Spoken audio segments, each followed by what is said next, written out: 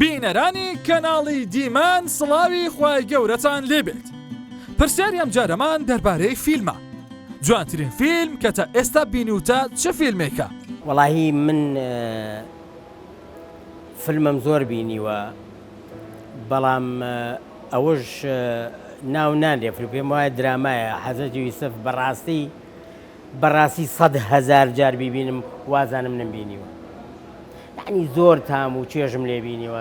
تەسەورەکەی چەند جار گریاوم بە دیاریەوە زۆر، یعنی کە ئەیبینمەتر هەرچی هەست و هزر و بیر و هۆشمە ئەچێتە ناو ئەو ڕووداوی ناو ئەو درامای حەزرەتی یوسفەوە.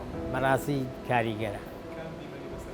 هەموو دیمەنەکانی دیمەنیتیانە جوان نەبێ، گرتەیتیانە جوان نەبێ، حەدەسەکانی نییە جوان نەبێ، کارکتەرەکانی ئەخراجی دقەی تەکنی حەچی شت هەیە لەو درامە بەلای منەوەکو عەبدوڵای خەیات زۆر پرۆفشناڵ.